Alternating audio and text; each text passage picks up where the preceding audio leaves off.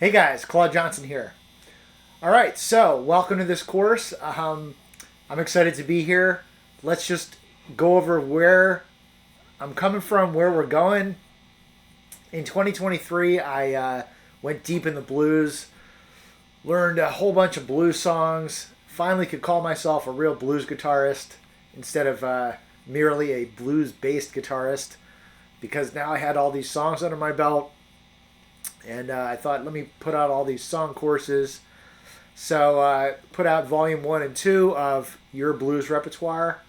So figured, teach you guys my repertoire while I'm learning it, and you can make your repertoire also. And then in 2024, I was getting ready to put out volume 3, and I thought, let me film some full blown acoustic covers. Play the song start to finish, sing it, everything. And that was a great experience filming those songs.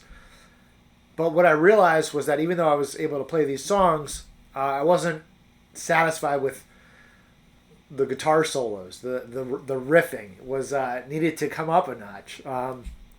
So the latter half of 2024 was all about trying to improve that, and I went through a bunch of like little mini phases, like things.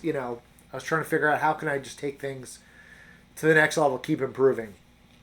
So I went through a whole bunch of little things, that I did, a lot of different exercises. And that's what this course is all about, what I want to share with you guys. All right, so when I was playing these acoustic covers, I was always trying to just play solos just with me and my guitar, hold down the rhythm, play the leads, and just throw it all together like a solo guitar approach. And the reason I did that was not necessarily because I want to do like solo guitar gigs or that I don't want to play with other musicians. The reason I do it is because I know it's going to make me that much better on the guitar. It's a real challenge.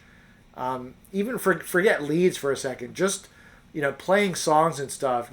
I've played in bands and we've had different guitarists show up, and you can tell which guitarists are just there, looking around, trying to keep up, and which ones are carrying the song and driving it forward. And my favorite guitarists, like my favorite lead guitarists, like Hendrix and Stevie Ray, were so great because they were so good at rhythm. So when it comes to playing blues solos, I'm my approach these days is forget the backing tracks. That's cool, but I'm gonna do it without a backing track. It's just gonna make me that much better. So that's kind of where I'm coming from, and maybe that's not for everyone, but that's kind of what I'm doing, and I'm trying to do things at kind of a high level. So I want to help you guys do that too.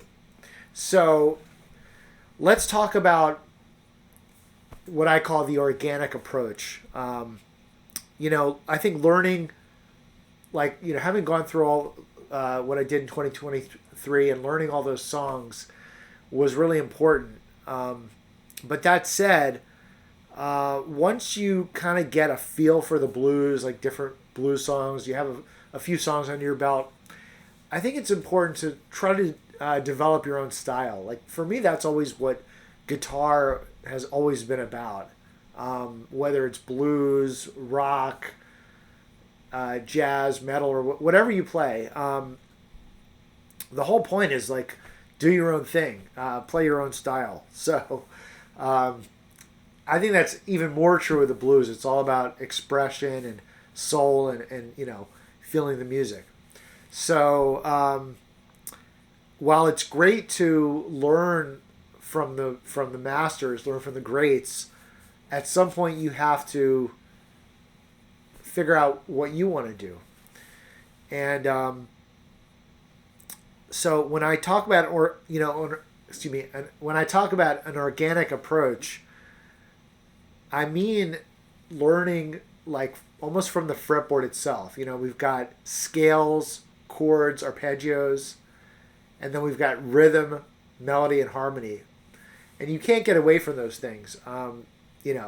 No one's going to play music without melody, rhythm, and harmony. And all you've got are the notes on the guitar. You can boil it all pretty much down to scales, chords, and arpeggios. So it's all about kind of going deep on those elements. And you can contrast that to an approach where you're kind of studying the masters. I did like a YouTube video on the T-Bone Walker chord, and talked about how he would use 9 chords.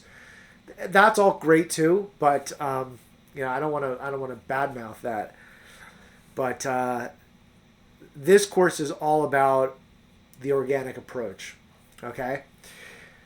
Now, I'll tell you a little story. Right before I started embarking on this mission to coming up with these ideas for this particular course, I remember we were playing a gig. This was with a cover band, and we were playing some blues just as a warm up before that, and we just kind of fell into it. It wasn't like a song or anything, but the bassist was playing kind of a blues bass line. And, just on the spot, I came up with something like this. It was just kind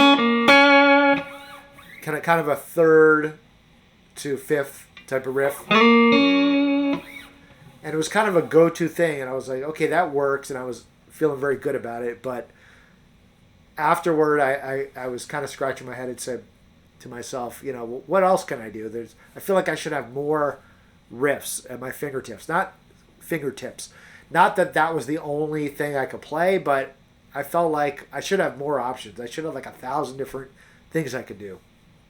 So that's kind of what set me off on this path. I remember that day very clearly. But but if we take that as an example, that's a good kind of starting point for a discussion, about the organic approach, that 3rd, 5th. So it's like, what else can I do? So I think like we can kind of boil things down. This is kind of my philosophy of blues guitar, into like 4 steps or 4 elements. So one is just being aware of the possibilities. Okay, so this kind of comes from, the dominant 7 chord, which we'll talk about a lot about in this course. But root 3rd, 5th, 7th. Okay, that's like a starting point, and I could play things within that. Just to recap, I don't know if I mentioned this, but along the way in 2023 and 2024, I had put together a series of lessons on what I call art of the blues riff. So that was just me starting to venture out into what I'm now calling the organic approach. So the volume 1 was sort of about different arpeggio based riffs like that, and then volume 2 was more of a chordal approach where we would look at the different combinations together.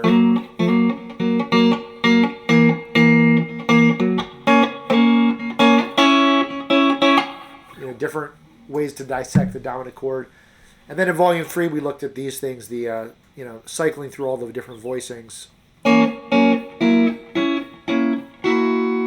And that became kind of a starting point for more mastering the fretboard. Anyway, I'm off on a little bit of a tangent. Going back to the 4 basic components or 4 steps of the organic approach. One is just being aware of the possibilities, okay? The next thing is kind of choosing what sounds musical, kind of selecting from those things. So, that was this 3rd to 5th thing became kind of a go-to riff. Just kind of a nice, sweet thing to play.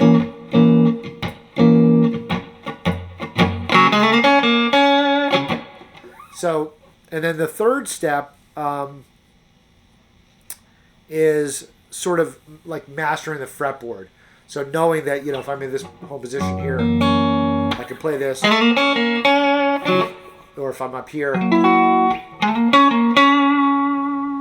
go to my 4 chord, and so on, okay?